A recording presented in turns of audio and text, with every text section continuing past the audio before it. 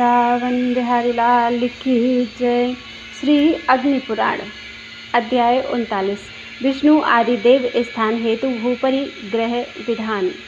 भगवान हयग्रीव ने कहा कि हे ब्रह्मन, अधुना मैं विष्णु आदि देवताओं की प्रतिष्ठा के विषय में कहने जा रहा हूँ।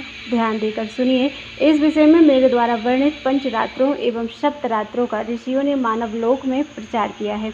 वे संख्या में 25 हैं। उनके नाम इस तरह हैं: आदि हयशीर्ष तंत्र, त्रैलोक्य मोहन तंत्र, वैभव तंत्र, पुष्कर तंत्र, प्रहलाद तंत्र, गार्ग्य तंत्र, गालव तंत्र, नारदीय तंत्र, श्री कृष्ण तंत्र, शांडिल्य तंत्र, ईश्वर तंत्र, सत्य तंत्र, शौनक तंत्र, वासिष्ठोक्त ज्ञान सागर तंत्र, स्वयंभुव तंत्र, कपिल तंत्र, तार्क्ष अर्थात गरुड़ तंत्र, नारायणीय तंत्र, आत्रेय तंत्र, नारसिंह तंत्र, आनंद तंत्र, आरुण तंत्र, बौधायन तंत्र, अष्टांग तंत्र और विश्व तंत्र। इन तंत्रों के अनुसार मध्य देश आदि में उत्पन्न द्विज को देव विग्रहों की प्रतिष्ठा करनी चाहिए। कच्छ देश, कावेरी तटवर्ती देश, कोंकण, कामरूप, कालिंग, कांची तथा कश्मीर देश में उत्पन्न ब्राह्मण देव प्रतिष्ठा आदि नहीं करना चाहिए।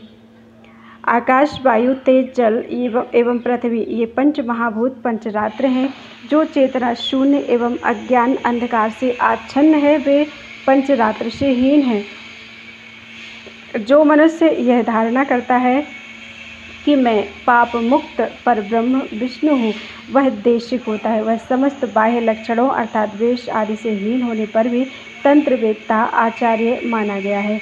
देवताओं की नगराभिमुख स्थापना करनी चाहिए। नगर की तरफ उनका पृष्ठभाग नहीं होना चाहिए। कुरुक्षेत्र, गया आदि तीर्थ स्थानों में अथवा नदी के सन्निकट देवालय का निर्माण कराना चाहिए। ब्रह्मा का मंदिर नगर के मध्य में तथा इंद्र का पूर्व दिशा में श्रेष्ठतम माना गया है।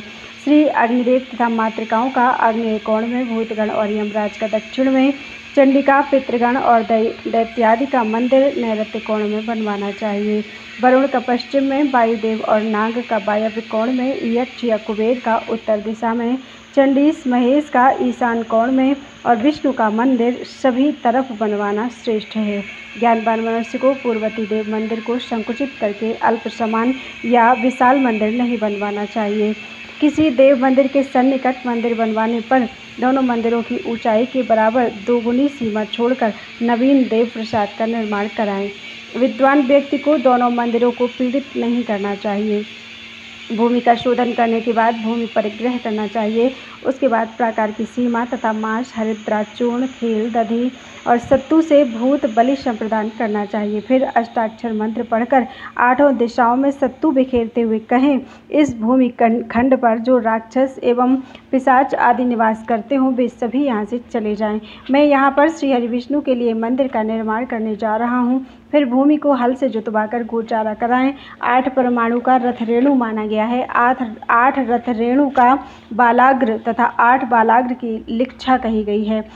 8 लिक्षा की यूका, 8 यूका का यव मध्यम, 8 यव का अंगुल, 24 अंगुल का कर और 28 अंगुल का पद्महस्त होते हैं।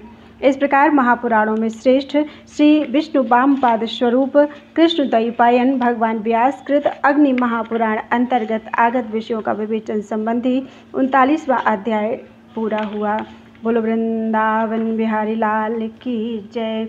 अध्याय 40 वास्तुमंडल, देवता स्थापन, पूजन, अर्घ्यदान, बलिदान आदि विधि कथन। भगवान हयग्रीव ने कहा कि हे ब्रह्मन, पूर्व काल में संपूर्ण भूत प्राणियों के लिए भयंकर एक महाभूत था। देवताओं ने उसको भूमि में निहित कर दिया। उसी को वास्तु पुरुष माना गया है। चतुष्षष्टि पदों से युक्त क्षेत्र में अर्धकोण में स्थित ईश या सिकी को घृत अक्षतों से तृप्त करना चाहिए। फिर एक पद में स्थित पर्जन्य को कमल तथा जल से, 2 पदों में स्थित जयंत को पताका से, 2 कोष्ठों में स्थित महेंद्र को भी उसी से, द्विपदस्थ रवि को सभी लाल रंग की वस्तुओं से संतुष्ट करना चाहिए।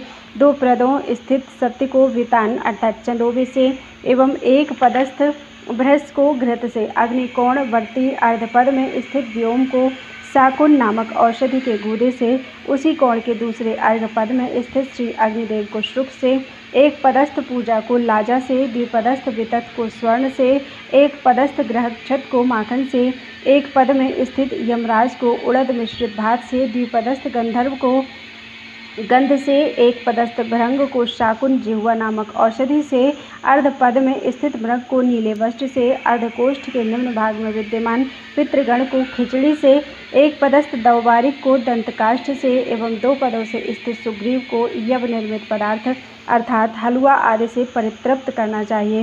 द्विपदस्थ पुष्पदंत को कुश समूह से, 2 पदों में स्थित वरुण को पद्म से, द्विपदस्थ असुर को सुरा से, एक पद में स्थित शेष को घृत मिश्रित जल से, अर्घ पदस्थित पाप अर्थात पाप यक्षमा को यवान्न से, अर्ध पदस्थ रोग को मार से, एक पदस्थित नाग अर्थात सर्प को नागपुण्य से नागपुष्प से, द्विपदगत मुख्य को भक्ष्य पदार्थों से, एक पदस्थ भल्लाट को मूंग भात से, एक पद संस्थित सोम को मधुयुक्त खीर से, 2 पदों में अधिष्ठित ऋषि को शालूक से, एक पद में विद्यमान अदिति को लोपिका से एवं अर्ध पदस्थ दिति को पूरियों द्वारा संतुष्ट करें।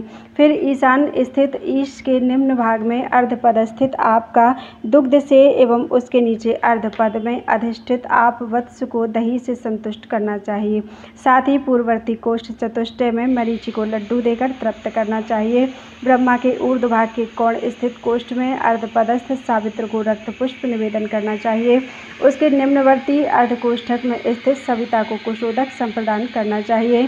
4 पदों में स्थित विवस्वान को रक्त चंदन, नैऋत्य कोणवर्ती अर्धकोष्ठ में स्थित सुराधिप इंद्र को हरिद्रा मिश्रित जल का अर्घ्य देना चाहिए। उसी के अर्धभाग में कोणवर्ती कोष्ठक में स्थित इंद्रजय अथवा जय को घृत का अर्घ्य देना चाहिए। चतुष्पद में मित्र को गुड़युक्त पायस देना चाहिए। वायव्य कोण के आधे कोष्ठक में प्रतिष्ठित रुद्र को पकाई हुई उड़द या उसका बड़ा एवं उसके अधोवर्ती अर्धकोष्ठ में स्थित यक्ष या रुद्रताश को आर्ध फल अंगूर से वारिश समर्पित करना चाहिए। चतुष्पदवर्ती महीधर या उड़द मिश्रित अन्न एवं मांस की बलि देना चाहिए। मध्यवर्ती कोष्ठ चतुष्टय में भगवान ब्रह्मा के निमित्त तिल तंडुल स्थापित करना चाहिए। चरकी को उड़द और घृत से, स्कंद को खिचड़ी तथा पुष्पमाला से, बिदारी को लाल कमल से, कंदर्प को एक पल के तोल वाले भात से, पूतना को पलपित्त से, जम्भक को उड़द एवं पुष्पमाला से, पापा या पाप राक्षसी को पित्त पुष्पमाला एवं अस्थियों से तथा पिलिपित्स को भली भांति की माला के द्वारा संतुष्ट करना चाहिए। उसके बाद ईशान आदि दिक्पालों को लाल उड़द की बलि देना चाहिए। इन सब के अभाव में अक्षतों से सभी की पूजा करनी चाहिए। राक्षस, मातृका, गण, पिशाच, पितर एवं क्षेत्रपाल को भी इच्छानुसार दही अक्षत या दही उड़द की बलि सब प्रदान करनी चाहिए। वास्तु हवन एवं बलि संप्रदान से इनकी तृप्ति किए बिना प्रासाद आदि निर्माण नहीं करना चाहिए। ब्रह्मा के स्थान में श्रीहरि, श्री लक्ष्मी तथा गणदेवा की पूजा करें। फिर भूमि वास्तु पुरुष एवं वर्धनी युक्त कलश का पूजन करना चाहिए। कलश के मध्य में ब्रह्मा तथा दिक्पालों का यजन करना चाहिए। फिर स्वस्ति वाचन एवं नमस्कार करके पूर्णाहुति देनी चाहिए।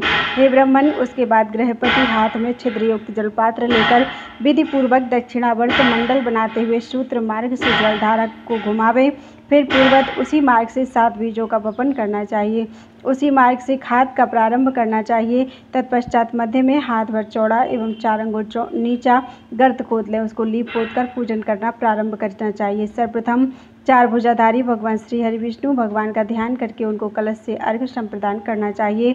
फिर छिद्रयुक्त जलपात्र अर्थात झाड़ी से गर्त को भरकर उसमें श्वेत पुष्प डालना चाहिए। उस श्रेष्ठ दक्षिणावर्त गर्त को बीज एवं मृत्तिका से भर देना चाहिए। इस तरह अर्घ्यदान का कार्य निष्पन्न करके आचार्य को गोवस्त्र आदि का दान करना चाहिए। ज्योतिषी और स्थपति का यथोचित सत्कार करके विष्णु भक्त और सूर्य का पूजन करना चाहिए। फिर भूमि को यत्नपूर्वक जल पर्यंत खुदवावे। मनुष्य के बराबर की गहराई से नीचे यदि शल्य अर्थात हड्डी आदि हो तो वह ग्रह दोषकारक नहीं होता। अस्थि होने पर ग्रह की दीवार टूट जाती है और गृहपति को सुख नहीं प्राप्त होता। खुदाई के समय जिस जीव का जीव जंतु का नाम सुनाई दे जाए वह शल्य उसी जीव के शरीर से उद्भूत होना चाहिए। इस प्रकार महापुराणों में श्रेष्ठ श्री विष्णु वामपाद स्वरूप कृष्ण द्वैपायन भगवान व्यास कृत अग्नि महापुराण अंतर्गत आगत विषयों का विवेचन संबंधित 40वां अध्याय पूरा हुआ। बोलो वृंदावन बिहारी लाल की जय।